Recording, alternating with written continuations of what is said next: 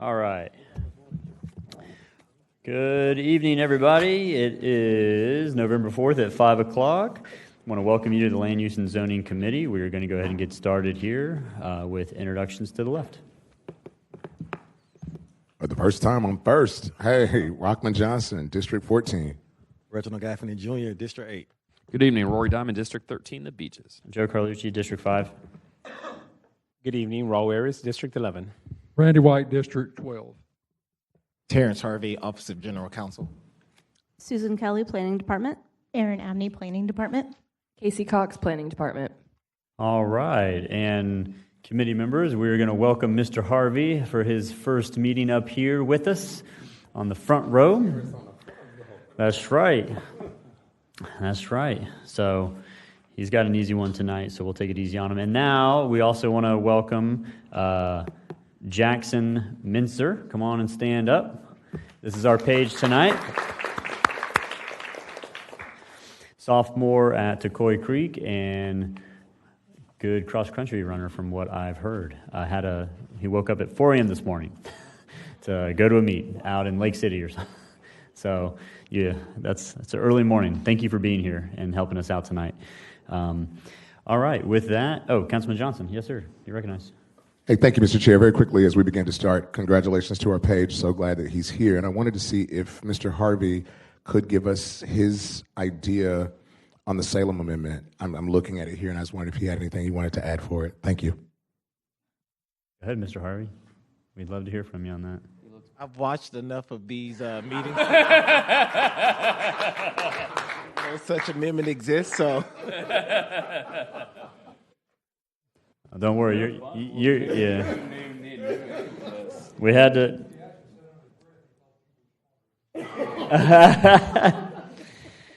Welcome to the fun committee.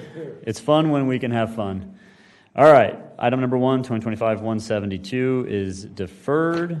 Item number 2, 2025-173 is deferred. Item number 3, 2025-487 is deferred. Item number 4, 2025-488 is deferred. Item number 5, 2025-592. Council members, please declare any ex parte communication you have at this time. And this is actually the first one we have. Are they all together? 592, 592? Okay, all right. For Ms. Miller. So let's do this. We can go ahead and declare ex parte. What's up? All three? No, we're just on 592 for right now.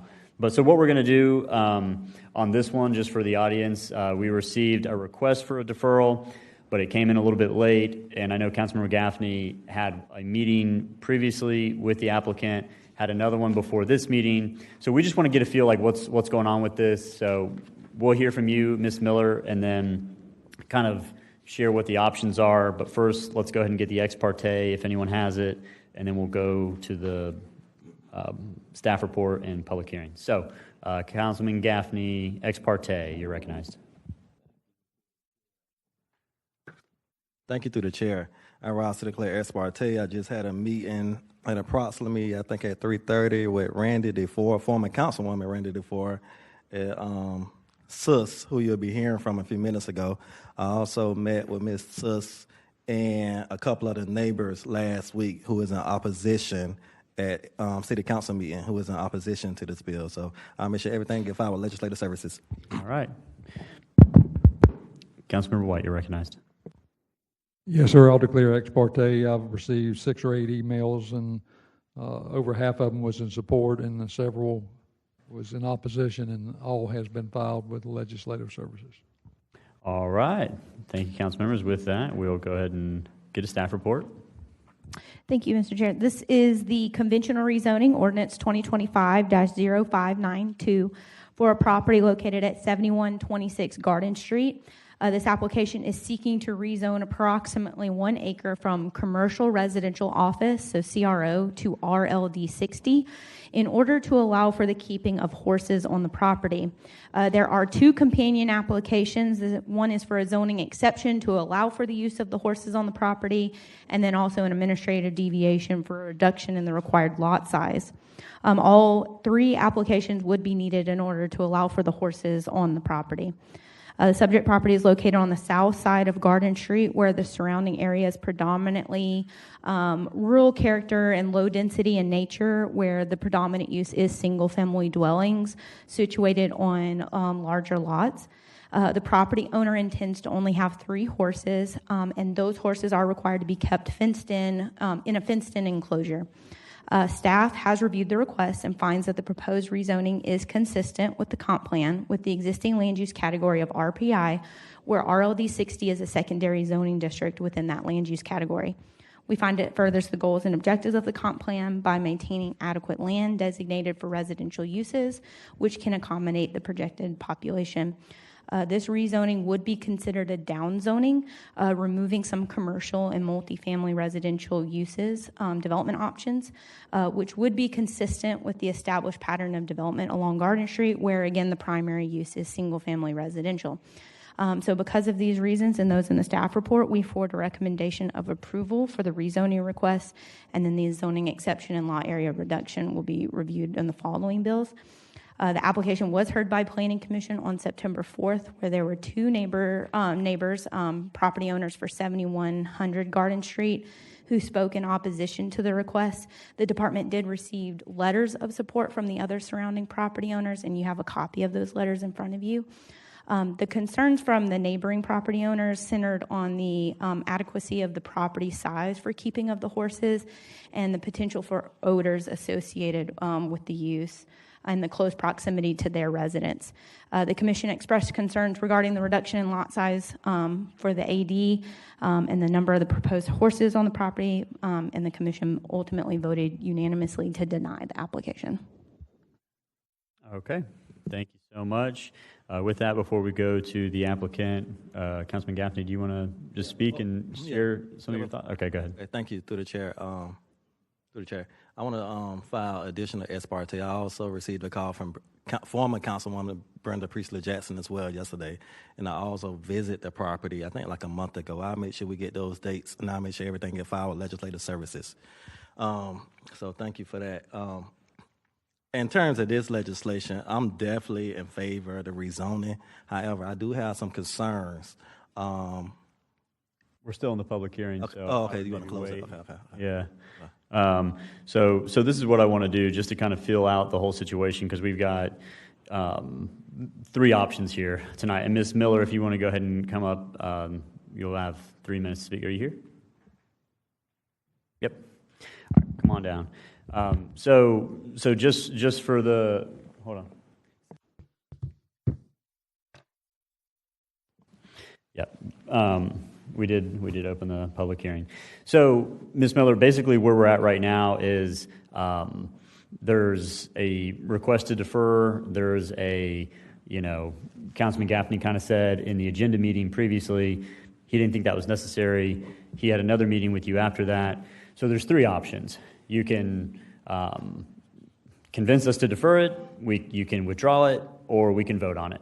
Those are the 3 options, and we just want to kind of do what fits best for all parties involved. So just keep that in mind. And if you want to speak to any of those, yes, I would love to. Name and address, and then go ahead and start the clock. My name is Mary Agnes Van Cleve Miller. I go by Sis. My address is 7125 Garden Street. And to answer your question, I am trying to defer because Councilman Gaffney asked me for more information. I have that information, but I need to get it all together and get it to you. So I really need to defer. Okay. Understood. Thank you. And I'm so sorry. I've been talking. My name is Amy Granzo. Do you have a card, ma'am? I do. Okay. Well, I'm trying to help her because she just was talking to me, and I know she's very nervous and she's not getting the words out. Okay, so why don't you come up and speak with your name and address, and you can go ahead and have 3 minutes. Absolutely. This is Amy Granzo, and my address is 189 Admirals Way South, Ponte Vedra Beach. So I've been speaking with Sis over the last couple weeks, but specifically a lot last night, and then also right after Sis, her conversation with Mr. Gaffney. And so based on that conversation, my understanding speaking with her is that she's realized that she really does need counsel in this matter. Okay. And so, I'm sorry?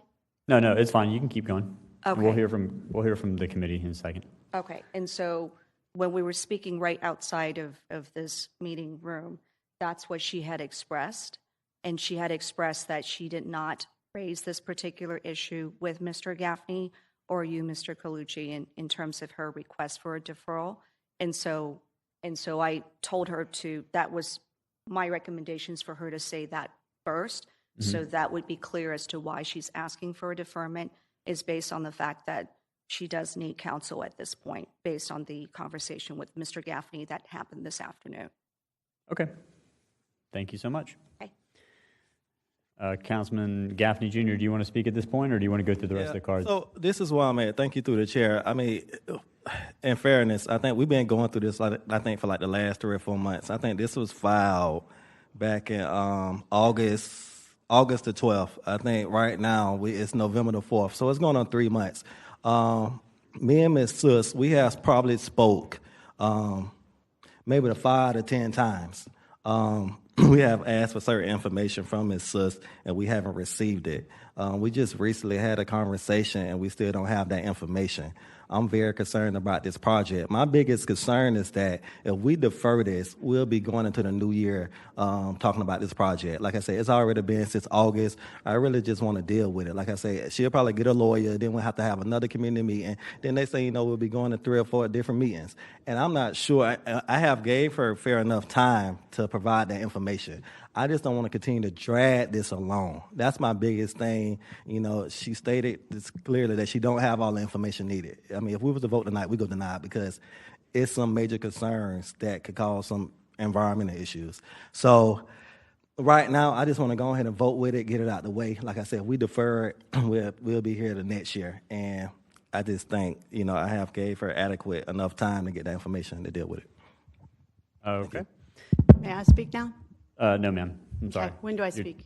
You've already spoken. Your time is up. If we have questions, we can call you back up for questions. Okay. But and I have 2 more cards, so I'll speak then. Okay. Councilman Diamond, did you want to speak at this point? No? Okay, we're going to go through the rest of the public hearing cards, and then we will close the public hearing, and we'll bring it back to committee to kind of get a sense of where we want to go on this. So next up, we have Vincent Scott. After Vincent Scott, we have Rhonda Scott, and then we have Billy Williams. Anyone here? Oh.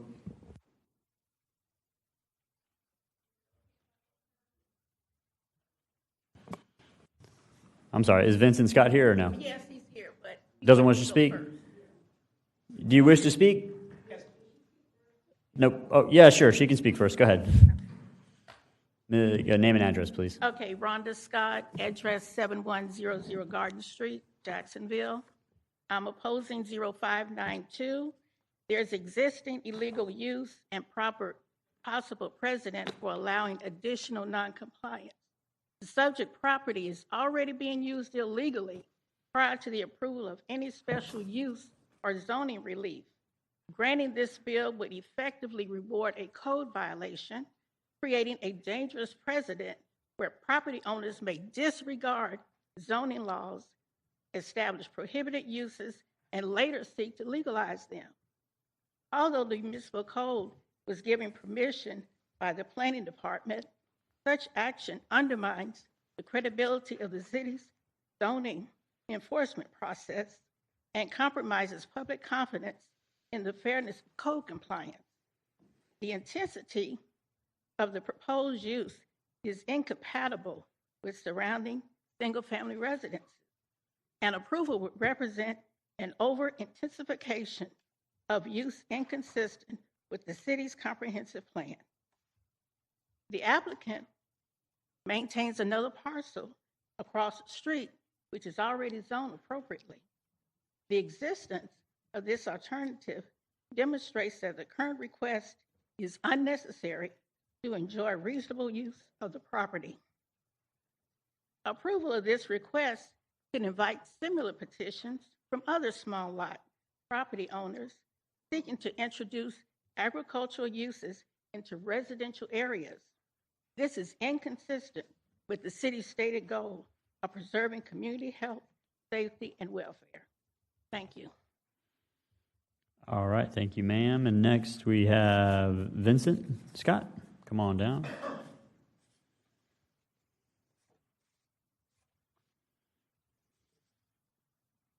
My name is Vincent Scott.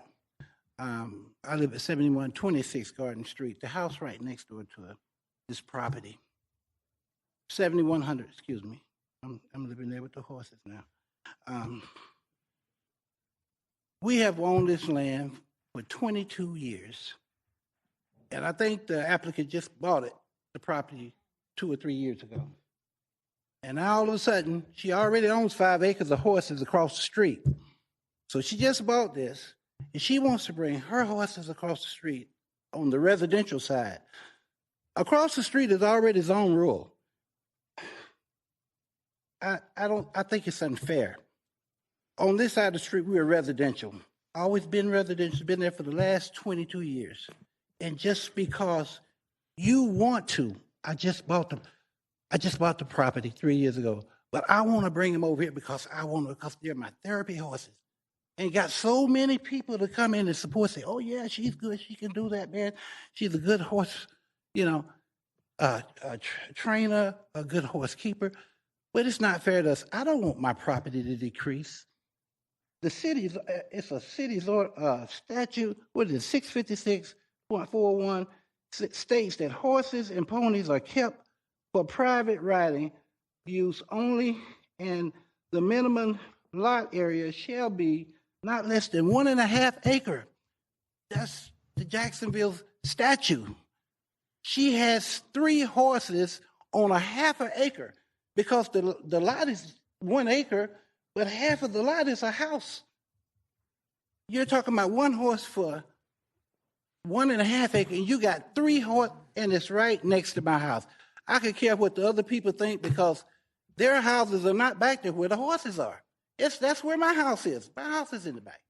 And I think it's unfair and to keep coming here. And we filed our petition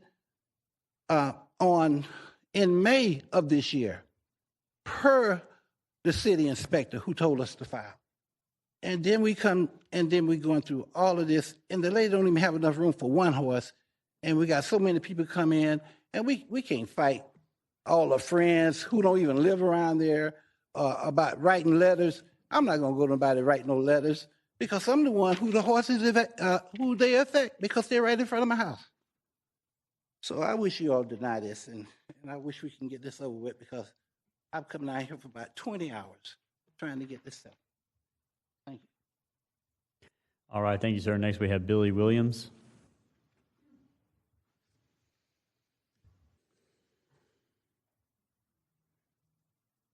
Good evening, Billy Williams, 7111 Garden Street.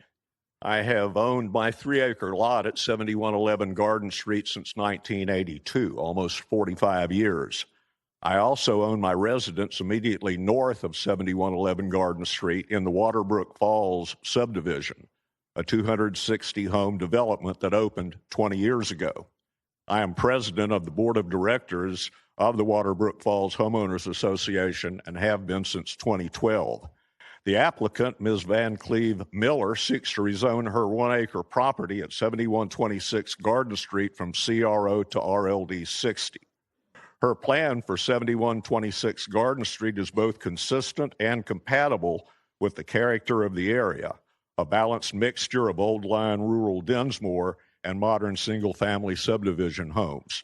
Besides 260 homes, Waterbrook Falls subdivision includes around 50 acres of land under conservation easement. I believe that this rezoning from CRO, which could lead to possible adverse uses, to RLD 60 is in the best interest of my properties, the owners and residents of Waterbrook Falls, and the general community.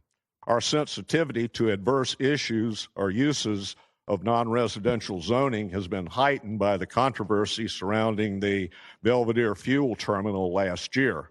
We appreciate the work of this council and this committee in arranging a solution that will benefit both the project developer and the residents of Waterbrook Falls and other area subdivisions. Please consider approving 2025-0592. I will speak to the horses when at the proper time. Thank you. Okay, thank you, sir. Next, we have Tom McGuire.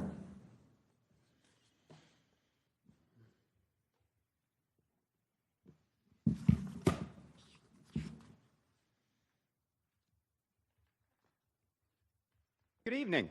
My name is Tom McGuire. My address is 4711 Herder Road, Jacksonville, Florida, 32210. It's good to be here tonight. This is something I take very seriously. What they're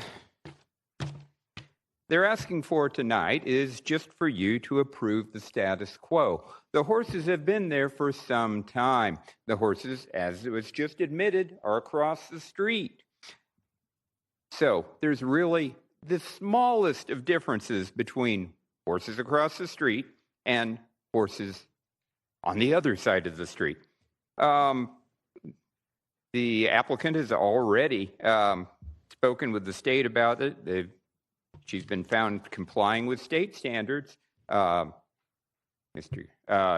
Council members have admitted they've gone out there and checked the property and found only small problems at best. So, like I say, just approve the status quo. The horses are there. They've been there for a while. Let's just let them stay. Thank you. Next, we have Karen Herenick. Thank you. I was like, is that an R after the H? I can't handle that. Yeah, okay, go ahead. Name and address. Okay, my name is Karen Herenick, 8256 Wallingford Hills Lane in Jacksonville. So let's see where I am. Oh my gosh.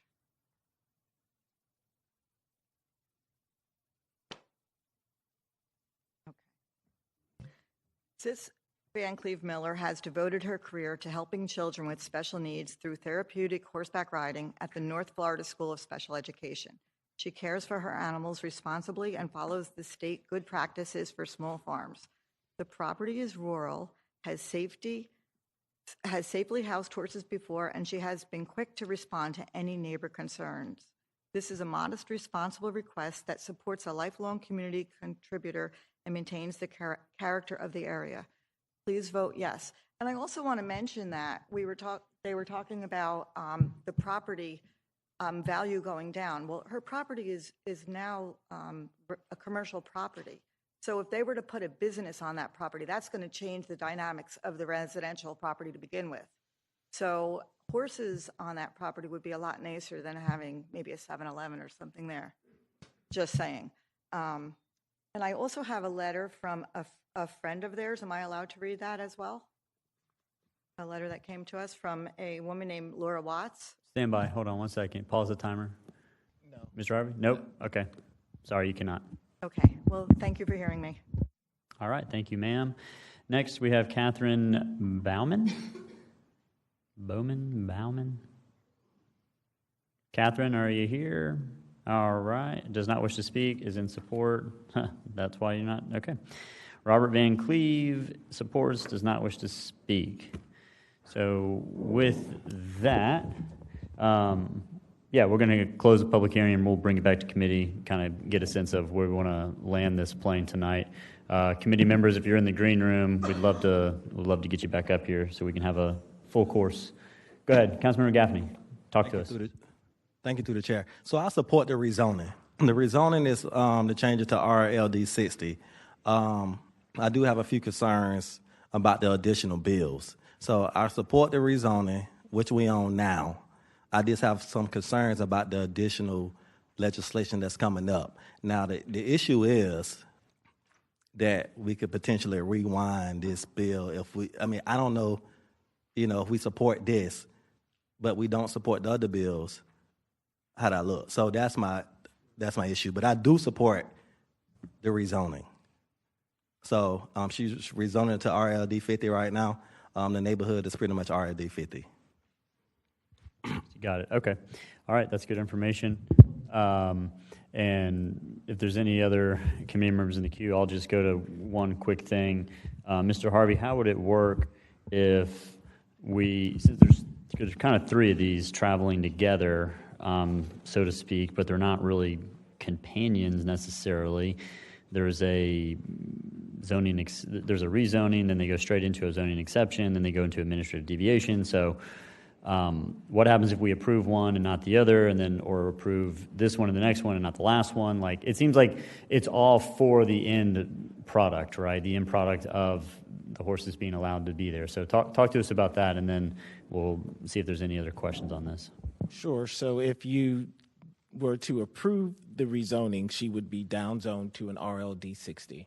And then if you went ahead and voted on the other two matters and they were both denied, it would be, the effect would be that there would be a denial of that administrative deviation and that zoning exception, and she would be stuck in that down zoning. Now, if there was a conversation to be had for to allow her to withdraw, so that way she wouldn't be forced to down zone, then that would be something that you guys would have to discuss prior to voting on the rezoning of the First Amendment. The first bill, which is 592. So if you were to take an action to approve that one, she would be stuck at that RLD 60.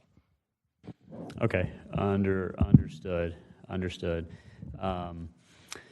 So with that, we'll go to kind of the rest of the member. We have one member in the queue, Councilmember Arias, and then we will. Does that make sense, Councilmember Gaffney? Okay, all right.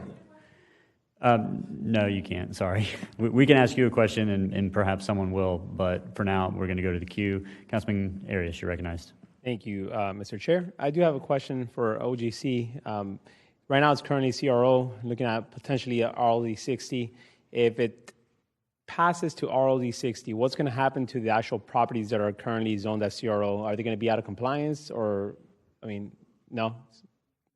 Okay. Through the chair to Councilmember Arias, no, it would be consistent, and I believe staff can speak on the surrounding areas regarding that particular property being down zoned from CRO to RLD 60. Sure. And the compatibility. Through the chair, if you don't mind. Yeah, go ahead.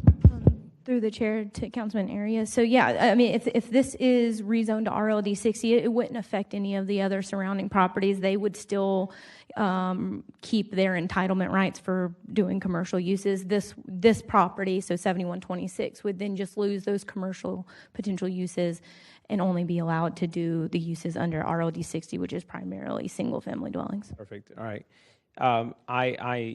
One of the things that I always rely on is the expertise, knowledge of the district council member, and in this case, Mr. Gaffney.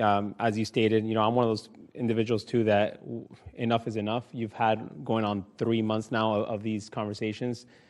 I don't see what the difference of one more conversation, a deferral would be. I would be in support of supporting you, primarily because you are the district council member. You know better than this, than all of us. And also, like I said, it's been 3 months. If it was just a one-time deferral the first time, I would be, open to that. But it's been moved down the count a couple times. But I would support this RLD 60 downzoning if that's the case. However, I don't think that's what they're going to want if it doesn't go through all the way to the end. So I'll see how the conversations go here with the body. Thank you. All right, Councilmember White, you're recognized. Yes, mine's more of a legal question. I've been on LUZ since 2018. I don't know if I've ever seen one like this. It's number one, really affects 2 and 3. I don't know if you can take them out of order, because if the zoning wasn't passed on the horses, and I don't look to Mr. Gaffney also, like Mr. Arias is, she might want to keep it CO and put commercial on it, which people probably wouldn't like either. I think it's unfair to her to be caught in this trap. Is there any way we can look at the other two first? Or I'll call her up here. I must be reading her mind, because I was going to ask that question, but I think you just answered it. That was my first question. If the other two fails, yes, sir.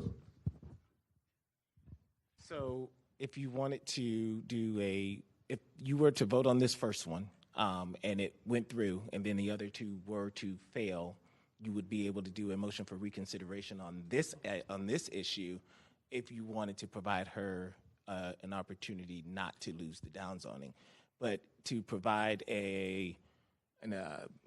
for the other two bills, if you were to take them out of order, you wouldn't be able to grant an administrative deviation or an exception unless you had the zoning already.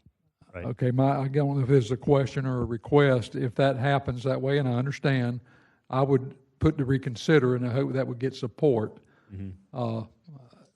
Yeah, I mean we did have one of those like either last year or the year before where similar to where the land use will pass, but then the zoning doesn't pass for whatever reason. We have to go back and we have to unwind the land use. Could I call her up and ask her a question? Of course, ma'am. Yes, sir. Do you kind of follow where we're headed? I do. I guess my question is, some things were said that aren't clear. Well, can I he's clarify? there to answer your question. You have to answer my question. It looks like Mr. Gaffney wants to go ahead and vote on this one, and if it. I thought you just asked if we could vote on that one last. No, the you other can't two, take them out of order. We'd have to vote on this one, but if the other two, and I don't know what will happen on them if they failed, one of us up here would ask for reconsideration on the first one, and we could reel that back in, and you could probably keep your zoning as it stands. I just wanted to make sure you understood that. Yeah, I definitely want to keep my zoning Okay. as it stands. Thank you. That's all I need, ma'am. Okay, all right. Thank you, Councilmember Diamond. You're recognized. Thank you, Mr. Chair. I'm exactly where Councilman White was. I just didn't want the applicant to lose the zoning that she has now. So I'll support a reconsideration down the road if that's where we need to go. And candidly, just to show all my cards, like I grew up in the ranch country, like 3 horses don't give me any heartburn in the slightest. But it doesn't look like there's a lot of interest in that up here. So I suspect we'll just do the revisit. Okay.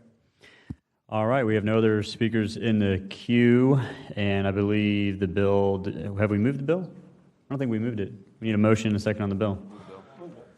All right, we have a motion and a second on the bill. No further discussion. Open the ballot, record your vote.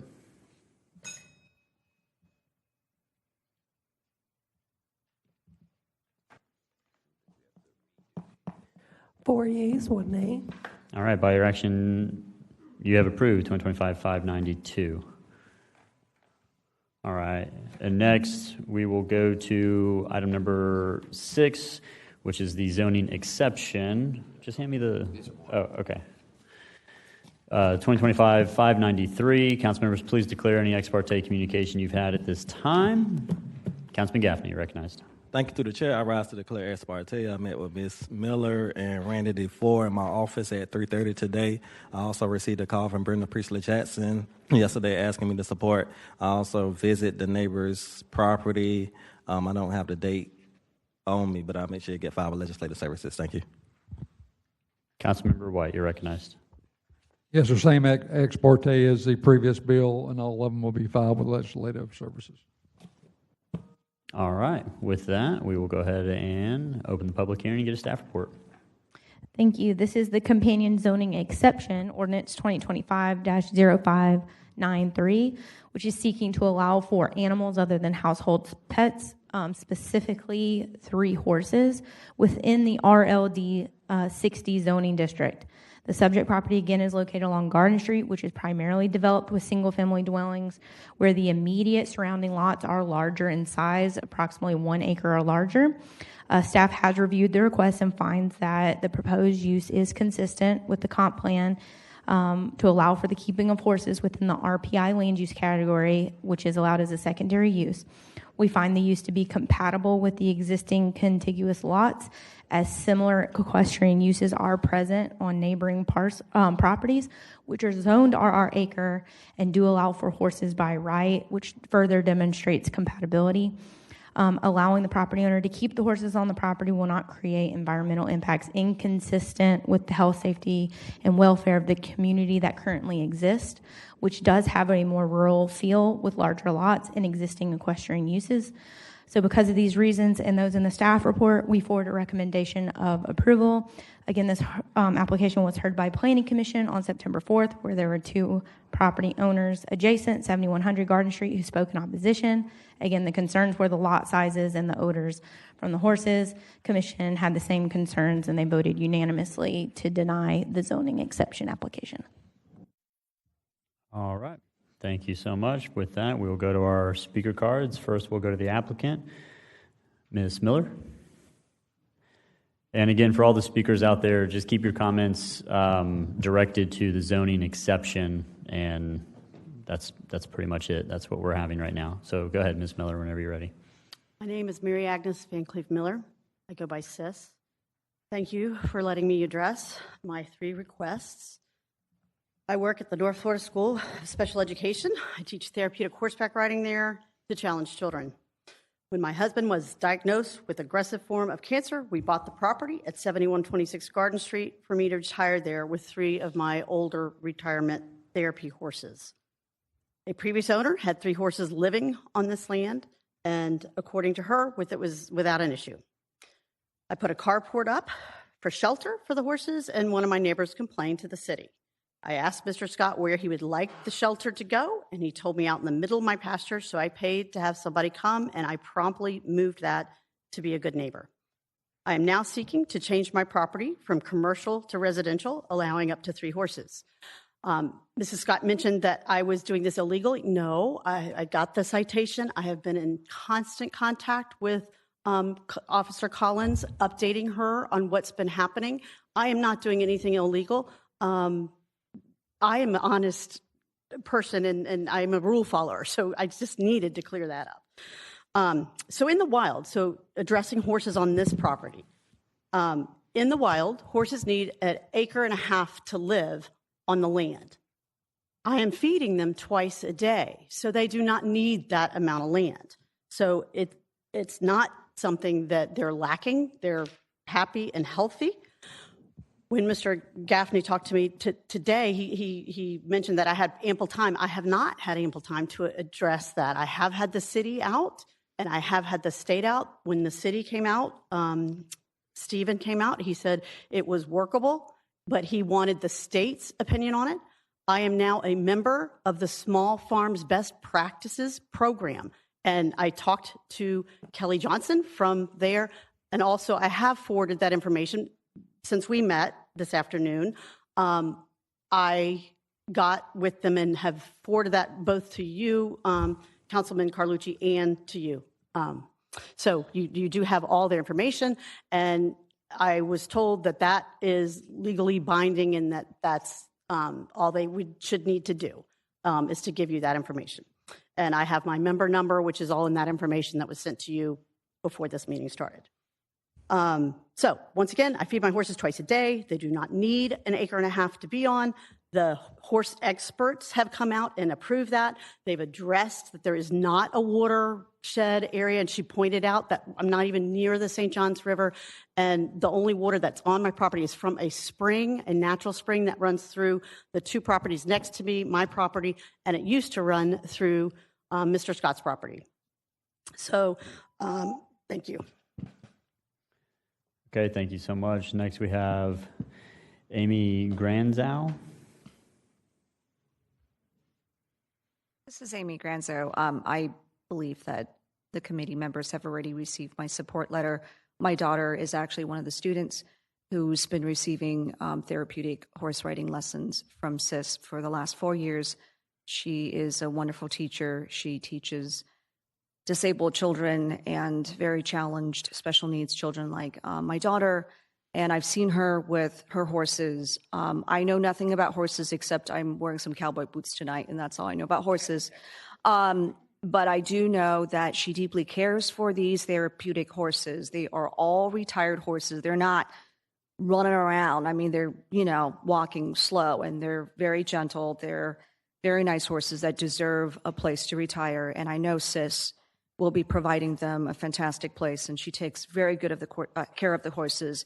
I'm a city girl. I don't like to smell horses, and I've never had an issue going to a lesson class where Sis is there. There's never been an issue of, horse manure and all that kind of stuff that I would possibly find offensive. And so if Sis were my neighbor, and I live in a very nice neighborhood in Ponte Vedra Beach, I would not have an issue because I know the horses would be very well kept. They would be very clean, and I would not smell anything. And I'm a sensitive nose smeller of things. So, my child is very, very lucky. Her name is Cora, to be receiving classes from SIS. And I think she's a well-deserved human in this community. And I understand that some of the neighbors may not be very happy with the horses, but it's very strange that if they've lived with horses next door for over 6 years, my understanding is that why is it now that they're having an issue and all of a sudden, considering that the horses are no longer desirable? That seems to be very strange to me that they've never complained during that entire time where those previous horses were there. That seems very strange to me. And it seemed like they've been neighbors. I mean, Sis has been in that neighborhood for like 36 years. So these people obviously know each other very well. So I find it very strange that they wouldn't know that Sis, having many horses on her property, I think it's 6 or so on her current property, would want to keep some horses, after she bought this piece of property. That's all I can share. Thank you very much. And I still would, when I spoke with Sis last night, I did recommend to her that she should get counsel. I don't understand why Mr. Gaffney didn't, suggest it. I think that would be the reasonable thing to do, given that she's got 3 different items. She doesn't have any background in doing this sort of a thing. That was the first thing out of my mouth. It was, hey, who's your counsel? And All right. that's my time. Thank you. Thank you so much. Next, we have Mr. Vincent Scott. Would you like Ms. Scott to go first? Not this time? All right, come on down. Just name and address. Of course, I disagree with changing the size of the land to allow the horses. I listen to everyone. I'm the one who lives next to the horses. Everyone can talk about how good of a therapist and how good she take care of horses, and the horse is not going to need that much to eat. You got 5 acres across the street. They're not going to need that much to eat. Why not leave them across the street where they were? I'm the one that lives next door. I feel like my property value is going to be decreased. I understand they're your friends. I look for my friends to write something nice about me too also. But if you, to my understanding, the place that you work, they have provision. They have for horses. So, I mean, you can leave your horses over there where you work. You don't have to bring them home with you, especially across the street next to me. And then the statement that I'm the one that told her where to put her shed, which I think I gave a councilman a copy of the conversation in the email. She kept asking me where you want to put it. The city told her to move it. I told her to contact the city. No, but where would you want to put it? I want to please you. No, you just want me to say something and then say, Mr. Scott told me to do it, and that's exactly what happened. And I gave Councilman Gaffney a copy of the email so he could see it. No, I don't think it's fair. I don't think you should be able to buy a piece of property and just change the zoning, whether the residents there like it or not, whether it decreases the property value. Yes, you can make the application, say anything you want to, that it might, it's good for the community. It's good. It's healthy for the neighborhood. We're in a residential community. Nobody has 1,500 pounds of horses behind their house in Waterbrook Fall, in the neighborhood around there. We're trying to improve the neighborhood. We're not trying to go back to 1960. They're steady building houses there every day. I mean, so you don't have to have your horses there. That's just a desire. My dead husband and I, therapy horses. You got places for that. This is something that you want. Change the law. Give me a variance. Give me a deviation. Don't let it be 1.5 acres. I want it to be a 1/2 acre. Oh, is there enough room there? I'm going to feed them twice a day. Man, anybody can do that. Hey, this is what I want. Get my friends to come up and support me, whether I'm right or wrong. Forget what the neighbors think. They were there first. But I don't care. I want my horses there. And that's the way it seems. And it's not fair.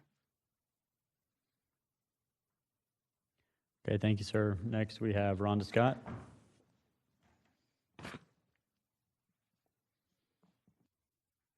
Rhonda Scott, 7100 Garden Street. What the previous people have already said, some of that is incorrect. When we first moved to that property 22 years ago, we bought the property and been there 18. There were not any horses there with the previous neighbor. There's been 3 previous residents there. One resident did have horses. However, we were unaware of any zoning violations. If there had been any zoning violations that we were aware of, but someone had told us about it, we would have reported them. And I want to get that straight. We do not want horses on this property. And as of May the 18th, there are horses on their property, 2 to 3 horses. The CRO. So there should not be any horses on there in the first place until this has been resolved. Also, the property has a natural creek that runs west and east. So my house sits on the east side of the property. So sometimes if it rains, the creek will overflow. So some of the water gets in our yard. However, there is a concern, there will be a concern and has been a concern that any runoff that contains animal waste, urine, or chemical residues will enter this creek. And I feel like that this runoff will pose a risk of bacterial contamination, such as E. coli, increased nutrient loading, such as nitrogen and phosphorus, and the ruin of downstream ecosystems. Given that the property also includes an 1,100 square foot residence covering and other structures, the horses reside on the back side of the property, which is directly by my garage. Unfortunately, with this, there's only 50 to 40% of that 0.99 acreage in which the 3 horses are on. So right when I walk out my side door out of the garage, I see this stable with the horses, which is completely unacceptable. This is a residential area, and we shouldn't have to be subject to that. Also, there is an odor. It can attract horse flies, stable flies, and mosquitoes. So there's an ongoing health and sanitation concern. And these nuisances will directly affect us, not anybody else here, but only me and my husband. It would affect us. And we have expressed fear of deteriorating outdoor air quality and loss of peaceful enjoyment of our own property. Additionally, any noise and visual blight from animal pens and waste piles will reduce the neighborhood character and property values. The neighborhood character are not horses. There are no other horses in this neighborhood. This lady is the only one that has horses, and she should keep them across the street where they belong. Okay. Thank you, ma'am. And I don't think I recognize Councilmember Freeman for joining us. Thank you for joining us. Right on time for the 3 bills traveling together. So with that, we'll go to Tom McGuire, if you wish to speak. After that, we have Amy Tomko, and then Karen Hrinko.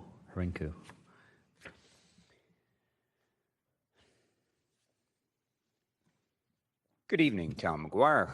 4711 Herder Road, Jacksonville, Florida, 32210. And let me be clear on this. I think the greatest purpose that y'all fulfill as members of the City Council is to bring about utilitarianism. That is the greatest good for the greatest number. These horses are community benefit. That needs to be considered as you move forward. We've also already covered that the horses on this property are consistent and compatible with city and state standards. And the city describes the property as workable for this. And the state has no objections.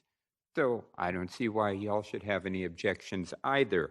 As for some of the things brought up, okay, biting insects. Well, if there were dogs on the property, those would also draw biting insects. Water runoff. Well, I understand that the creek has been somewhat obstructed anyway, so that's impacting water runoff. So we're already dealing with that. So again, I ask you to consider what is the greatest good for the greatest number. These horses benefit people. You already heard people talking about the benefits their family is receiving from these horses. So I urge you to do the right thing here. Help the people out. Thank you. All right, next we have Amy Tomko.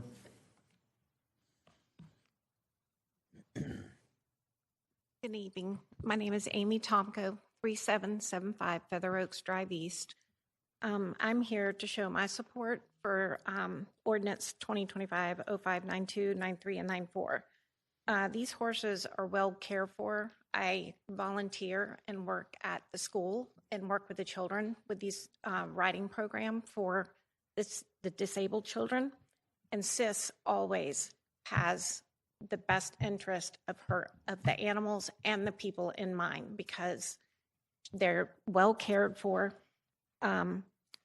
She feeds twice a day, as we said, and for the matter of in regards to smells, biting insects, the horse flies are in wooded areas. They don't come just because there is horses around. And for that matter, odor, the School of Special Education is in the middle of a neighborhood area. You do not notice any odor whenever any of the children are coming for their classes or into the barn even. And then for that matter, if we're saying that it's okay for Sis to have her horses across the street, then the biting insects, so-called flies and mosquitoes and odor would not know a property line. So they should already be experiencing that problem, which they do not. So I just please ask for you to vote in support. Thank you. All right, thank you. Next we have Karen Harinko. Sorry, the last letter isn't on here. Okay, all right. In support, does not wish to speak. Billy Williams. Come on down.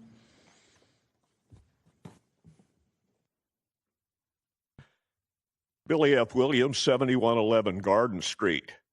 My experience has been that fears of loud noises, odors, and other nuisances being created by keeping horses are often unfounded or exaggerated. I have resided at 7111 Garden Street and later in my adjacent home in the Waterbrook Falls subdivision since 1982. In addition to 7126 Garden Street, the applicant also owns rural residential properties at 7117 and 7125 Garden Street. These border both my rural residential acreage and my subdivision residence lot in Waterbrook Falls. There have been horses housed lawfully at 7117 and 7125 Garden Street for many years under various owners. My residence is within 100 feet of the horses, and there have been zero problems of any type over the years. Property values have been rising rapidly in Waterbrook Falls subdivision and the surrounding area, up around 40% since 2020. I see no possibility of declining values caused by the presence of horses on acre-sized lots.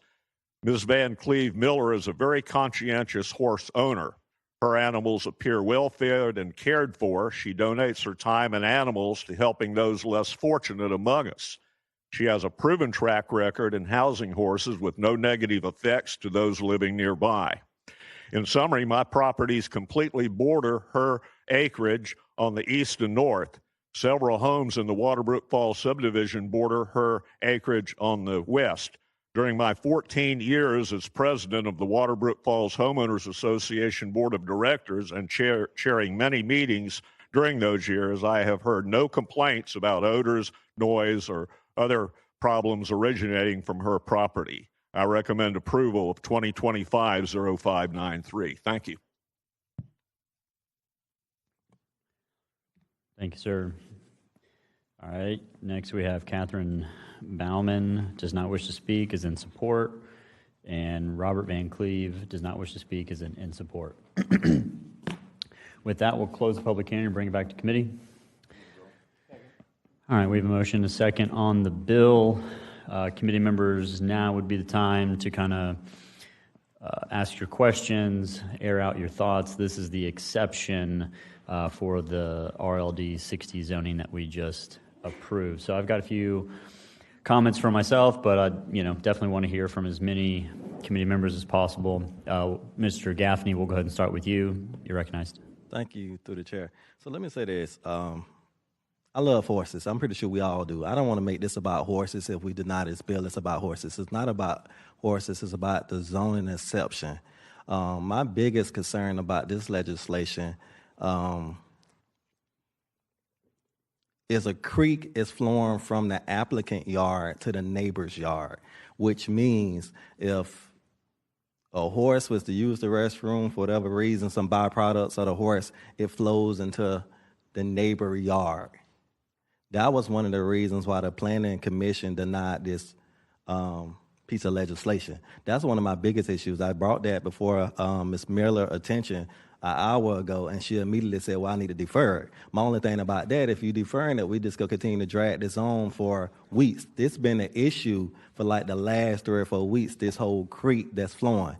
Now, it's only an issue when it's raining, because you know what, that's when it flows. So when it's raining or some type of breeze and stuff like that. But besides that, a couple of the neighbors, they pointed it out. Ms. Miller also owned property across the street where she had 5 to 6 horses that's currently on the property. My whole thing is, why are we taking horses from across the street, rezoning another property and bringing horses over here? You know, if you have horses across the street, let's try to keep the horses over there. I mean, let's not try to rezone. It's not compatible, and it doesn't meet the character of the neighborhood that's on the other side of the street.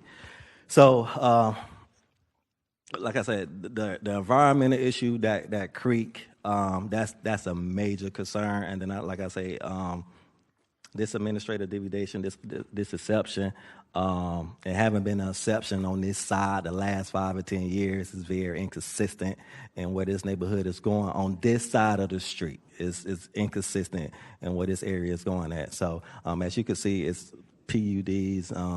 RD 60s around it. It's no administration deviations in the last 5 to 10 years on this side. So I stand by for questions. All right.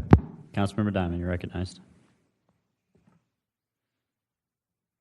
Thank you, Mr. Chair. I'm conflicted. I always listen to my colleagues in the district council people. At the same time, some retired therapy horses, like equine therapy, does so much for people. I don't know what you do with retired equine therapy horses after the fact. They're like the most docile, chill horses you're going to find. These are not wild nut job horses. They're just going to hang out and do nothing. I'll listen to everybody else, but this isn't giving me a lot of heartburn to say yes. But you know the neighborhood and the neighbors better than I do. All right, Councilman Johnson, you're recognized. Thank you, Chair. I had a question. And maybe, I don't even know whether we can come, I don't know, I guess this may be planning, but this is more about, I heard someone say, one of the gentlemen that spoke, who's the next door neighbor, about property value. If the place is right across the street, and I've kind of looked at it on the map, I have not been there, but wouldn't the property value be the same because you are like literally yards away from where it is now? Can someone speak to that, or could there be a possible decrease in value based on putting this next to the house? Is that something that is substantive? Anybody? Whoever, I mean, it'd be a speculative answer, I think. So it's anybody who understands real estate can give me anything. I just want to, before I make a decision. All right, the other thing is, as the councilman said earlier about the, was there any attempt to mitigate the runoff, as the Councilman Gaffney was talking about the runoff in the creek to go next door? Was there any kind of attempt to mitigate the runoff? If I may, Mr. Chair, if you could give me what that mitigation attempt was? Name and address, ma'am, and you can answer the councilman's question. Sis Van Cleve Miller, 7126 Garden Street. When we got denied, they said, talk to this person. We've spoken to him. You talk to him, see what the city says. So the city came out, Stephen with the city came out and said it was doable, but that was not a water issue, was not a runoff issue. But he, not knowing horses so well, deferred and said, I will do whatever the state says. So then the state came out, Kelly Johnson from the state of Florida, Water Management came out, saw the property, gave a couple suggestions. I did them all. She wanted to have, and it's actually not a creek, it's a spring. There's a spring, and it affects my 2 neighbors, myself, and the neighbor who has blocked this spring that used to flow through, which is not right. But anyway, so it's not flowing anymore the way it used to. So what Kelly from the state of Florida came out and said to lime the whole property. So it has all been limed. So even if there were any smell at all, it's not anymore. There's lime. And also we planted a whole nother section of grass. So there are, everything has been done to make this property perfect for these horses. So the mitigation, just so I understood, because I want to make sure I get to the crux of it, the mitigation was the lime and the sod, correct?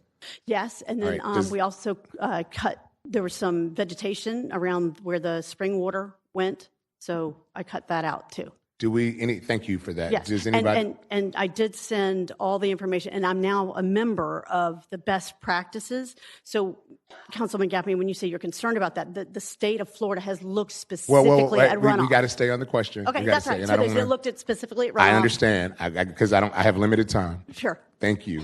Through the chair, is anybody from planning, does that sound like the lime and the sod? Is that something that we know? I mean, obviously I know that's not your bailiwick, so to speak, but is that something that usually is mitigation proper for having those kind of animals? Through the chair to Councilman Johnson, just in limited research, I have heard of that before. But I would refer to the experts from the state and what mitigation would be needed.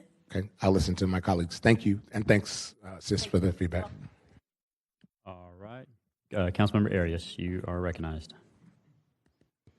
Thank you, Mr. Chair. I, like my colleague, Mr. Diamond, I feel the same sentiment regarding, it's across the street and what difference does it make in the grand scheme of things. But when it comes to the Councilmember Johnson's question regarding property value, obviously we can't answer that. However, I will tell you this.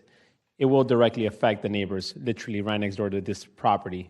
It may have not affected it before because it was across the street, but right now it will be right next to them. And if I was sitting in their shoes, I would feel the same way. It could potentially affect my property values. Somebody may not want to buy my house, if I want to sell, because there's a horse now right next to me, where before it was across the street. It didn't affect the next door neighbor. So in that regard, I do feel for them.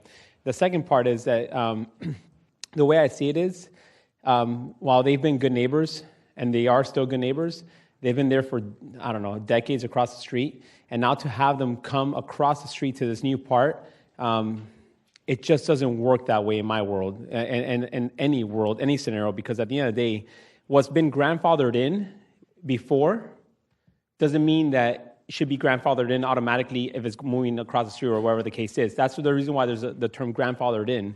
Now what they're doing is literally changing that. I guarantee you, if they had tried to do this, in 10 years from now, and they wanted to put horses there, they probably wouldn't even get approved to put horses there, because that whole area is starting to be developed by a whole bunch of residential properties. So the way I see it is, they're grandfathered in, they're already there in that sweet spot where they're at. If I would support having them stay there because of the neighbors that they're going to be directly affecting. And once again, they're grandfathered in. So that's my logic behind all this. But once again, I'll let the body continue to speak. But I will be, once again, siding with the district council member, because this is his district and he knows better. Thank you. All right, thank you. Before I go to Councilman Gaffney for the second time, I'm going to just ask a few questions for myself. To Ms. Abney, I think I heard you when you came and looked at my screen. Is there a limit to the number of horses? Like, let's say we approve the zoning exception and the administrative deviation. I don't know if either one. I guess the AD is kind of removes the acreage thing, but is there a limit on the number of horses that could be on this property if all three of these were approved? So, to the chair. So the zoning code does not set a limit on the number of horses that you can have. Our only criteria is that you have a minimum of 1.5 acres.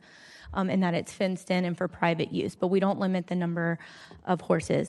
Can, though, through the zoning exception, set a limitation on the number of horses that would be allowed on this parcel, and that would run with the land. Okay, understood. So there's not a limit, so to speak, in the zoning code there, which kind of leads me to just my overarching comments, which are, Sis or Miss Miller obviously have amazing reviews. Like, I think you're doing an amazing service with your program for horse therapy. I've got another friend who does it at their ranch, and it's a real thing, and it really does help a lot of people. And you take care of your horses. That's been clear. That's been clearly stated. The tough part is we're not really voting for you and like your background and your expertise. We're just voting on 7126 Garden Street because a year from now, you could not be there. I'm sure you will be, but that property then is stuck with a whole slew of rezonings, and someone could come in with 50 horses, and then we're in a really bad spot. Or really the neighbors are in a really bad spot. So that's just kind of looking down the road and understanding, as much as you sound like an amazing person that has a really big heart and that does a lot of good service, that doesn't necessarily carry all the weight needed just for the property itself, because we're strictly looking at 7126 Garden Street. So just to remind my colleagues up here, that's kind of my thoughts and comments right now. So Councilman Gaffney, you are recognized, and you're the last one in the queue. If anyone else has any comments, we'll wait to hear. But go ahead, Councilman Gaffney. Through the chair, I appreciate you for stating that. This will be brief. Ms. Miller, if you would come up, please. I just need you to answer one question. The day I came, I think it was like 6 or 7 o'clock when I came out, was it water flowing from your home to the next door neighbor home? No, there was not water flowing because they have blocked the water. And the horses aren't on the water either. It's totally fine. Okay, so once again, I'm gonna move to deny this because, like I said, we haven't filed the administration deviation on this side in the last 5 or 10 years. This side is pretty much residential, RLD 50, RLD 60, and that's the direction it's going to. There's no horses on this side of the land. Ms. Sis, she have 4 acres of land across the street, and she have 5 or 6 houses. To add on it, she doesn't even stay at this property. She purchased some property and just rezoning it so she could just put all her horses on the property. I know her intentions is eventually to move. I'm assuming it's a move at this property, but right now she doesn't even stay at this property. So for the reasons that I mentioned, and plus I feel like it disrupts the quality of life, I'm gonna make a motion to move to deny. And I'm looking for a second. Okay, we do have a motion and a second on the motion to deny. Is that the proper procedure, Mr. Harvey? Okay. And I guess, Ms. Miller, if now is kind of the critical time, right? If we, and Mr. Harvey, maybe you can just explain this to us, right? Like, what happens if we move to deny and we vote this down versus a withdrawal? Like, what are the implications? And I don't know if that's what you want to do or not. I want to educate everybody on what that looks like, just for options. Sure. So if the body decides to vote this down, she will be precluded from bringing this similar application before you guys for 1 year. If she withdraws the application, or if there's a motion to withdraw from the body, she'll have the opportunity to come back in a later form, but wouldn't be restricted to that 1 year period. If you vote down this this zoning exception, you've already voted up the rezoning. So if there was still appetite for that, you guys would then have to go back and do that motion for reconsideration. Otherwise, she'd be stuck with a down-zoned to RLD 60, along with no zoning exception or administrative deviation if it's voted down as well. Okay, totally understand. So final question, I guess, to Ms. Miller is, if you would rather this be withdrawn, then speak now or forever hold your peace, kind of. Thank you. This is Finkley Miller, 7125 Garden Street.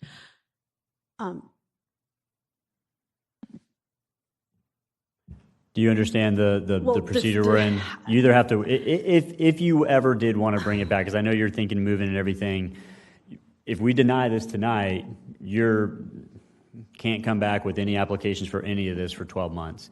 If for some reason y'all are able to work something out, if we withdraw it, then you can come back in a month or 2 months or 3 months or whatever. I'm just giving you a soft landing spot versus 12 months we can't hear anything from you. I heard that and before the meeting starting, when you were trying to decide about deferring or not, you said that if there was new information or something that we could look at it and defer then. That information has been sent from the state of Florida, and We're not there right now, Ms. Miller. We're that option is not on the table. So there's no chance to defer. No, the motion on the table is to deny. I'm giving you the olive branch of a withdrawal. Okay, and so does a withdrawal mean that I can? It still gets basically. It means I just lose $5,000 because that's what it took me to apply. Or is it? Yes, that's the cost. And it just doesn't seem fair to me to not defer when there's more information. And you had said that earlier. We could, Councilman Johnson. Thank you for that. Go ahead, Councilman Johnson. You're recognized. And what other question about your property value? No, ma'am. Property no, value? No, ma'am. Sorry, you can't do that. Councilman, Mr. Chairman, is it possible, and I don't know whether this, and I guess to the OGC, obviously that money is paid for the application to the city.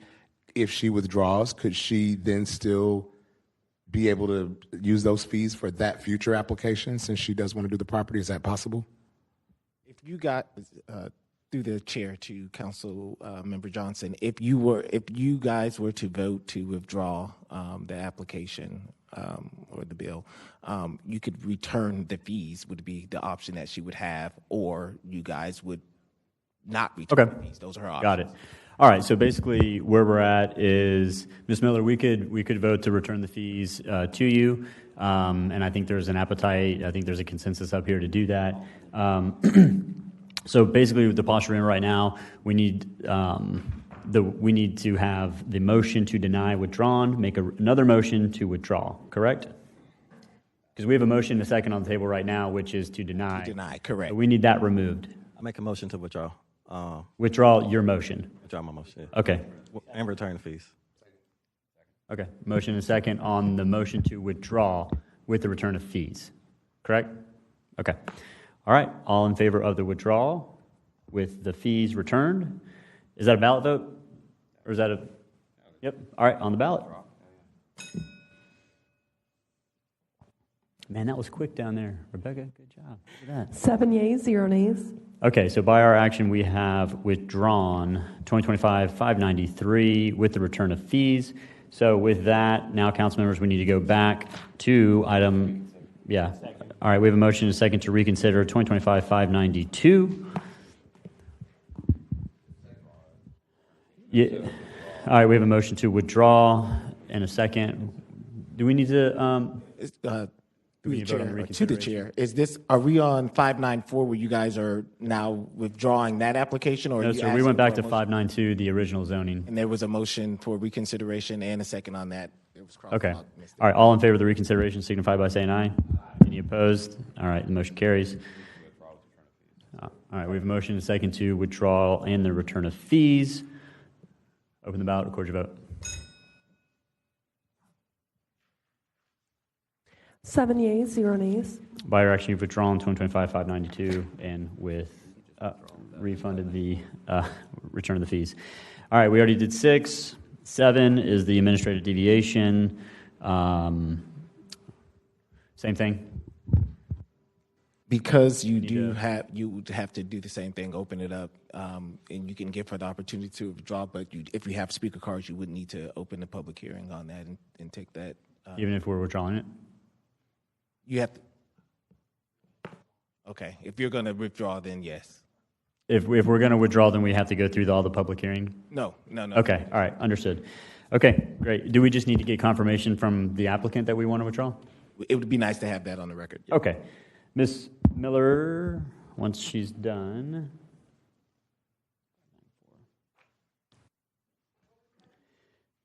We just need you to state on the record for the administrative deviation 2025-594 that you are in agreement for withdrawal with the return of fees.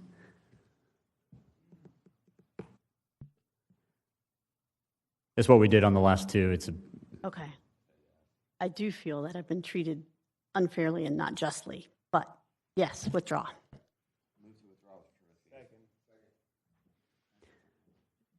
Yep, we have a motion and a second to withdraw with the return of fees. Councilmember Diamond, go ahead. I'm going to vote for this.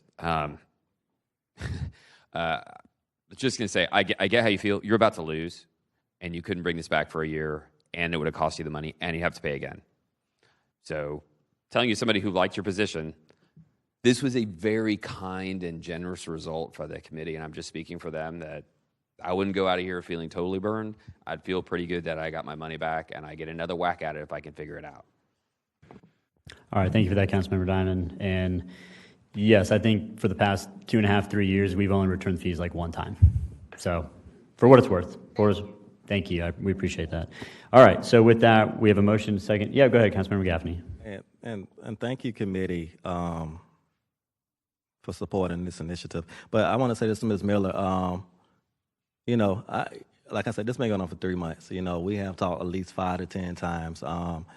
I admire what you do. I know you're a hard worker. I know you'll take care of the horses. I really appreciate it. As I stated today, what I would have preferred prior to you putting in your application is come before me, not filing the application, and we have a meeting after meeting. Today's meeting wasn't the first meeting. Like, we have had several meetings, and we can come and reach a solution, rectify this issue. So I'm pretty sure we'll speak again. You have the number. There's no love lost, and I look forward to hearing from you. All right, we have a motion and a second on the withdrawal with the return of fees. Open the ballot, record your vote. 7 yeas, 0 nays. By your action, you have approved the withdrawal for 2025-594 with the return of fees. Item number 8, 2025-627 is deferred. Item number 9, 2025-628 is deferred. Item number 10, 2025-630. Let's open the public hearing. Any speaker cards on 630? No speaker cards. This public hearing is continued until November 18, 2025. Item number 11, 2025-674. Open the public hearing. No speaker cards. We'll continue this public hearing until 11/18/25. Item number 12, 2025-675. Open the public hearing. No speaker cards. We'll continue this public hearing until 11/18/25. Item number 13, 2025-721. Let's open the public hearing and get a staff report. Go ahead. Thank you very much. Ordinance 2025-721 is for a small-scale land use amendment of 2.52 acres located at 0 Normandy Boulevard between Hammond Boulevard and 4 Acre Road. The applicant is proposing a future land use map amendment from medium-density residential, MDR, to community general commercial, CGC, to allow for a mobile home dealership.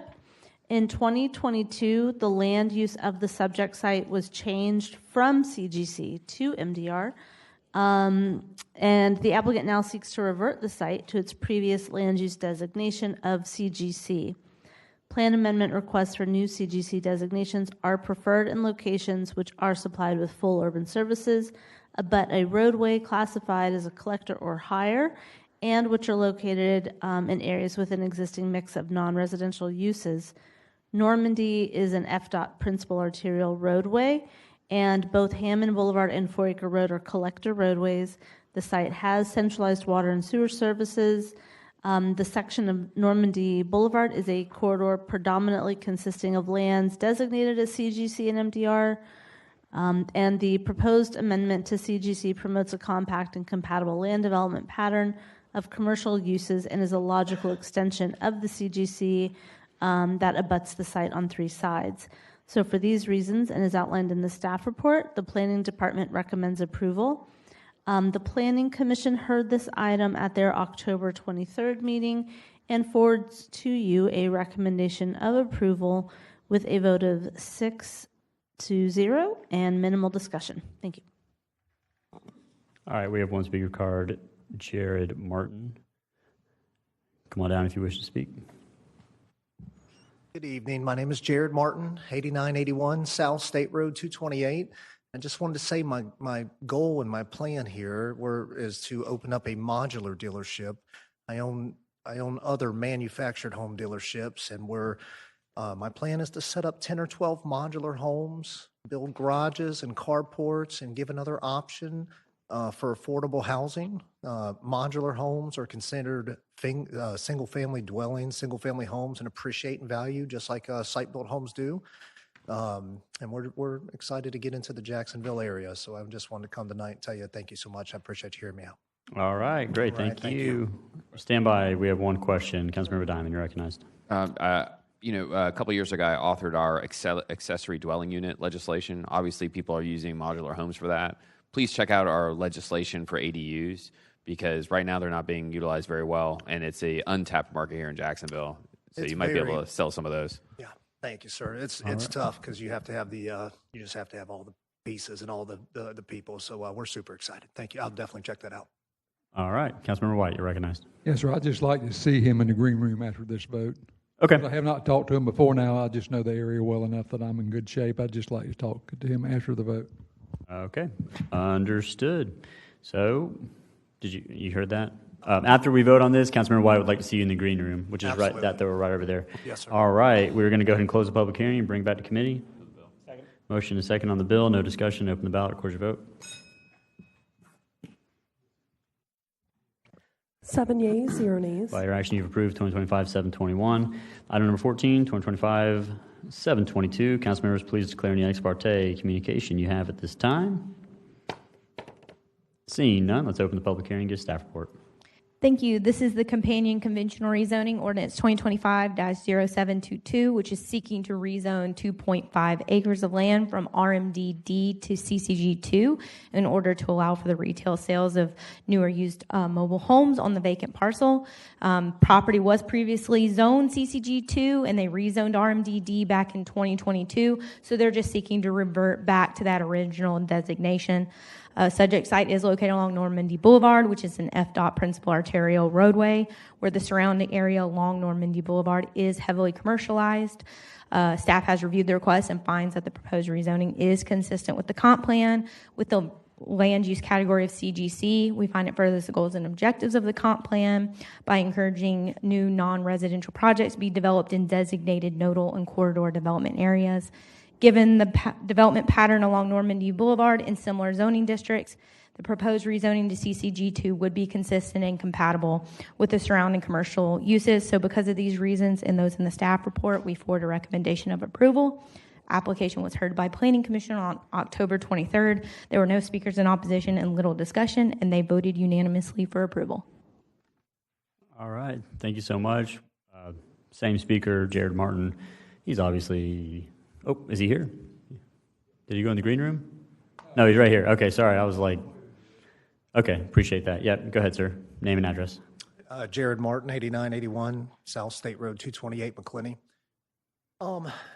Just the same thing. All the land around this property are all businesses, and I think it'd be a good thing to have a business here instead of somebody trying to have a residential house next to the current businesses that are there. Okay, thank you so much. All right, with that, we're going to go ahead and close the public hearing and bring it back to committee. We have a motion and a second on the bill. No discussion. Open the ballot, record your vote. 7 yeas, 0 nays. By your action, you've approved 2025-722. Item number 15, 2025-723. Council members, please declare any ex parte communication you have at this time. Councilman Gaffney Jr., you're recognized. Yes, thank you through the chair. I'd like to rise to declare ex parte. I met with Ms. Courtney Graver and the rest of the team last week. I'll make sure we get the date and make sure everything gets filed with legislative services. All right, thank you. We'll go ahead and open the public hearing and get staff report. Thank you, Mr. Chair. This is PUD Ordinance 2025-723, which is seeking to rezone approximately 17.5 acres of land from PUD to a new PUD. The original PUD allowed for this area to be developed with single-family homes, with the commercial portion fronting New Kings Road to be developed with uses, commercial neighborhood uses. The proposed PUD is being sought to modify the 2005 PUD to allow the removal of the proposed single-family homes for a larger commercial area and seeks to have CCG1 and CCG2 uses while maintaining an internal connectivity route to the western half of the original PUD, which will maintain its development rights for a single-family subdivision. Staff has reviewed the request and finds it is consistent with the comprehensive plan and meets internal and external compatibility factors. The property is located northwest of the intersection between New Kings Road, which is an FDOT principal arterial roadway, and Dunn Avenue, a minor arterial roadway. New Kings Road between the Nassau County line and Dunn Avenue is currently operating at 42% of capacity. The surrounding area over time has been rezoned and developed as a mix of commercial, industrial, and residential properties. The area surrounding the site has seen major growth over the last 20 years. East of the subject site is the Dunn Village Commercial Shopping Center. The PUD is appropriate and compatible at this location as it will provide an additional commercial area along New Kings Road near the intersection of Dunn Avenue. For these reasons and in those in the staff report, we forward a recommendation of approval with the one condition listed in the agenda. This item was heard at the October 23rd Planning Commission hearing. There were no speakers in opposition and little discussion amongst the commissioners. They voted unanimously for approval. Thank you, and we'll go to our one speaker, Ms. Courtney Gaver. Yes, Courtney Gaver, Rogers Towers, 1301 River Place Boulevard. I represent the contract purchaser of this property, which is Sidled Investments, LLC. That's a business entity that's owned by Cantrell & Morgan. Josh Spooner with Cantrell & Morgan is here for any questions. We have no issues with the condition. We already know we're going to have to do those traffic studies with FDOT, and I'm happy to talk about any of the proposed uses. Thank you. All right, thank you. We have no other speaker cards. Let's go ahead and close the public hearing. Bring it back to committee. We have a motion on the amendment. All right, we have a motion and a second on the amendment. Councilmember Arias, are you on the amendment? No, on the bill.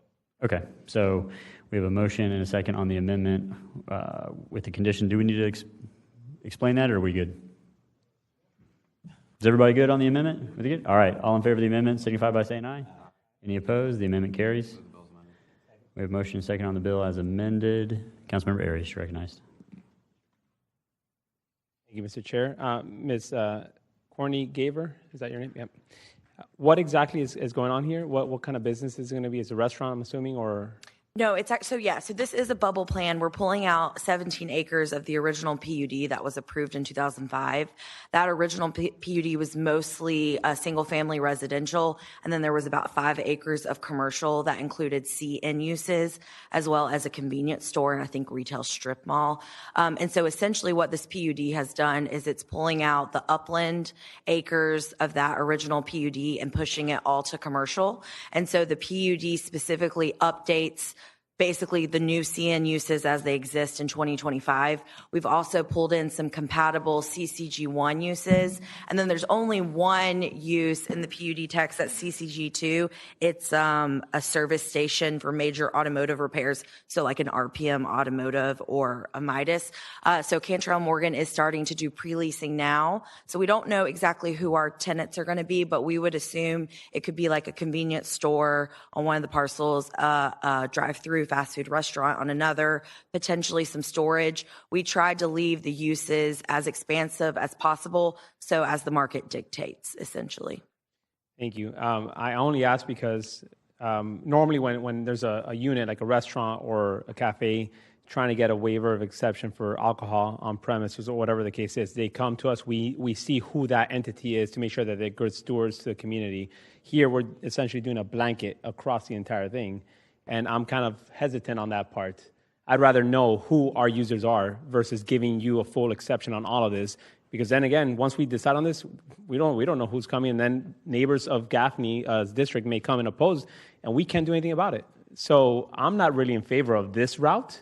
But if Mr. Gaffney, this is something you're okay with, I'll let you do what you got to do. But if it was in my district, I wouldn't go this route. Thank you.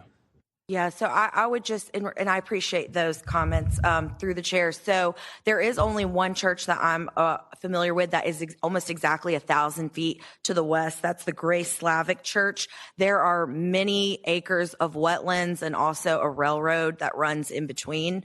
Again, this is right on New Kings Road. So any potential, liquor uses, beer and wine, I mean, that we're nowhere near the church, even though we are, I recognize, within what the code would require a waiver from. All right. Councilman Gaffney, you're recognized. Thank you through the chair. And thank you, Councilman Arias, for bringing that to my attention. I appreciate your concern for District 8, because sometimes we can overlook, underestimate what could happen in our own district. And you've seen it before your own eyes that, sometimes we make decisions and they end up backfiring. etc. I guess the more, because things of that nature. But I'm familiar with this area. I'm familiar with Grace, Slavic, and the past over there. I mean, it's a good distance between you guys' location and what you're trying to do. So, plus, I did speak with you guys, and I'm pretty sure you guys will be great partners. But I mean, you'll have to hear from me if it was something, detrimental to the neighborhood. I mean, and I'm gonna make sure I reference Councilman Ayers' point what he brought up tonight. But we'll be in constant communication when you guys start leasing out the units and property.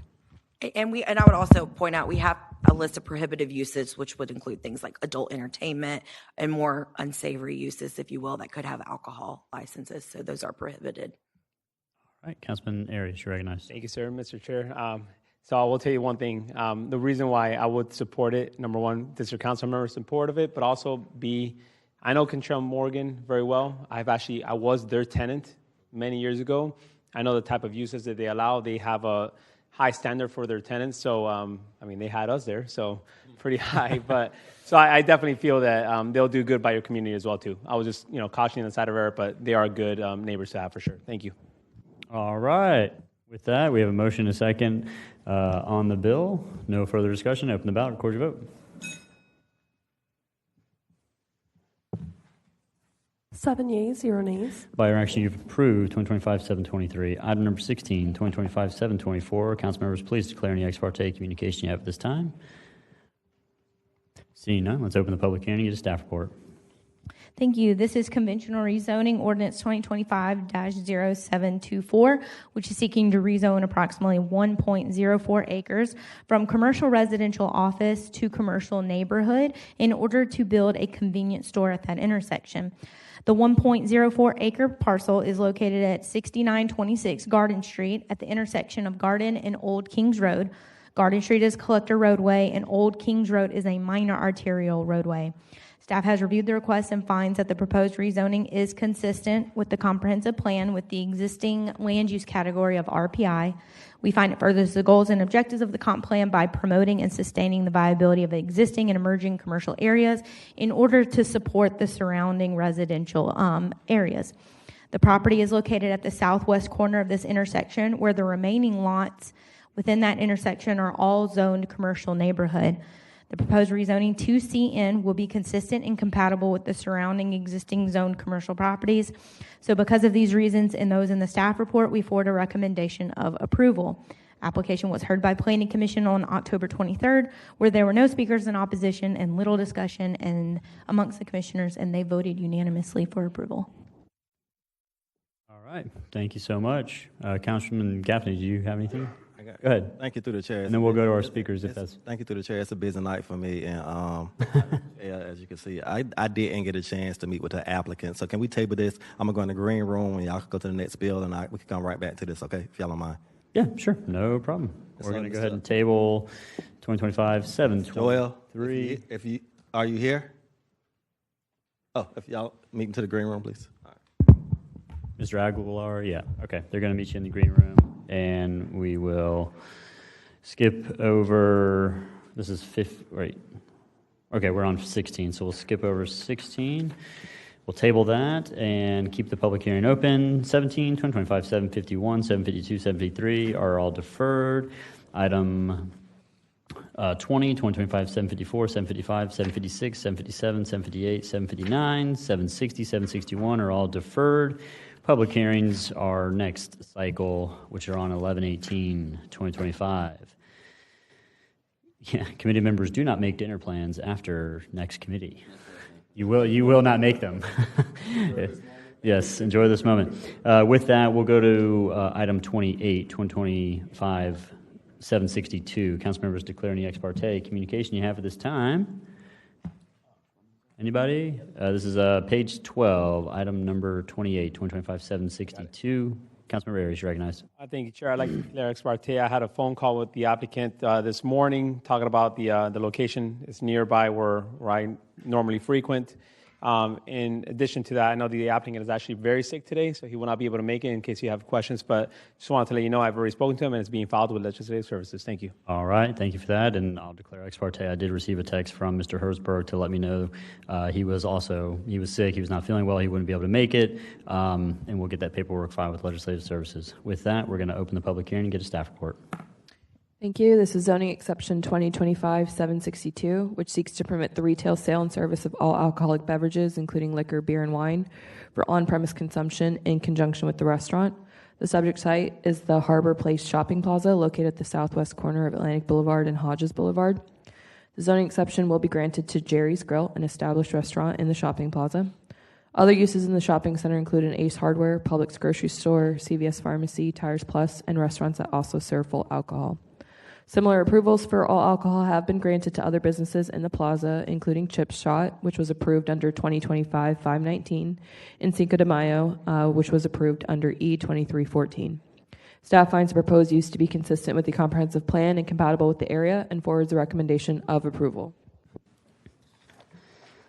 All right, thank you. There's no speaker cards because Mr. Herzberg's not here. So with that, we'll go ahead and close the public hearing and bring it back to committee. Motion is second on the bill. No discussion. Open the ballot. Record your votes.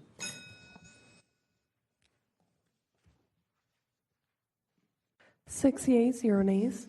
By your action, you have approved 2025-762. And Councilman Gaffney, this is your 5-minute warning. Councilman Gaffney, 5-minute warning. All right, item number 29, 2025-763. Council members, declare any ex parte communication you have at this time. Seeing none, let's open the public hearing and get a staff report. Thank you. This is zoning exception 2025-763, which seeks to permit the retail sale and service, retail sales, including outside display, along with the retail sale and service of all alcohol for off-premise consumption. The subject's property is a 283-acre parcel located at the northeast intersection of Pecan Park Road and I-95. The property is part of a large-scale mixed-use development approved under PUD Ordinance 2024-971. The PUD was approved to be divided into separate pods, with this portion of the site located in Pod B. Pod B was approved to be developed in line with the Industrial Light Zoning District. The Industrial Light Zoning District requires a zoning exception for all retail sales, along with the retail sale and service of alcohol for both off-premise and on-premise consumption. The exception will be for a proposed Publix grocery store, along with a Publix liquor store, which will be developed as separate units in a shopping plaza. Staff finds the proposed use to be compatible with the surrounding area, as the existing PUD also permits a variety of commercial uses. Commercial uses can also be found to the south of the subject site along Pecan Park Road. For these reasons and those in the staff report, we forward a recommendation of approval. Okay.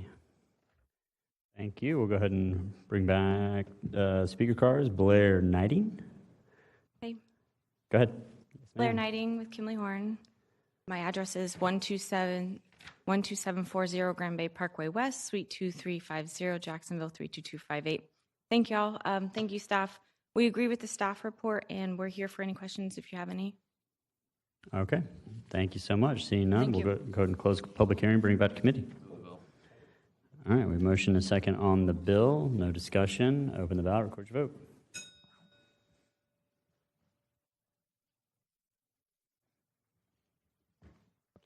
Six yeas, 0 nays. By your action, you have approved 2025-763. Item number 30, 2025-764. Council members, please declare any ex parte communication you have at this time. Man, Mr. Gaffney, you are on a roll tonight, brother. And also, this is your 3-minute warning, so wrap it up. All right, no ex parte. Let's go ahead and open the public hearing and get staff report. This is Ordinance 2025-764, which seeks a waiver of road frontage to reduce the required frontage from 48 feet to 25 feet to permit the development of one single-family dwelling in the RLD60 zoning district. The subject property is a 0.38-acre lot located along Duval Place West near the intersection of Ranch Road. The property was originally a part of a larger parcel, including 14513 Duval Place West, but was subdivided earlier this year. The subject site is zoned RLD60, which requires a minimum lot area of 6,000 square feet. However, the proposed lot exceeds the requirements of the zoning district. While the property does not meet the 48 feet required, the property is a flag-shaped lot and does have 25 feet of frontage along Duval Place West. The existing 25-foot road frontage is sufficient for emergency service access. Staff finds the request consistent with the comprehensive plan and compatible with the surrounding area of single-family dwellings, and therefore forwards the recommendation of approval. Okay. Thank you for that. We have one speaker card. Holofernes Estrada. Questions only? Got questions only. Okay, in support. All right, we have no speakers in the queue, no other speaker cards, so we'll go ahead and close the public hearing and bring it back to committee. All right, motion and second on the bill. No discussion. Open the ballot. Record your votes. 7 yeas, 0 nays. By your action, you've approved 2025-764. All right, let's take up this last item, Mr. Gaffney, and then we'll go back to yours. We just got one more item on the agenda. We'll go back to yours. It's just a resolution. 2025-786. Looking for a motion. All right, we have a motion and a second on the bill, 786. Any questions? Any discussion? See none. Let's go ahead and open the ballot. Record your vote. Let's bring more of those. 7 yeas, 0 nays. By your action, you approved 2025-786. All right, we're going to move on back to item number 16, 2025-724. We were in the middle of the public hearing, so with that, we're going to go ahead and close the public hearing and bring it back to committee. No. Yeah. Well, you can. Yeah. Go ahead, Mr. Gaffney. Excuse me. Through the chair, thank you for recognizing me. So I just met with the applicant. We have agreed, and he could come out if he wants to, that we go defer the bill until January. I think the LUZ meeting is in January 21st or 22nd. The second LUZ meeting, we go defer it to then. So Okay. Yep. And I'll defer this bill 2025-724 until January 21st. We want to open the public hearing? Okay, we're going to open the public hearing. We're going to continue this public hearing until January 21st, 2026. Excellent. Okay, and we already went through all those pages of all the other deferrals. We went through those. So the following bills are on second reading: 2025, 798, 799, 800, 801, 802, 803, 804, 821. Good job. Good work. Committee members, this meeting is adjourned. Get ready for next week or the week after.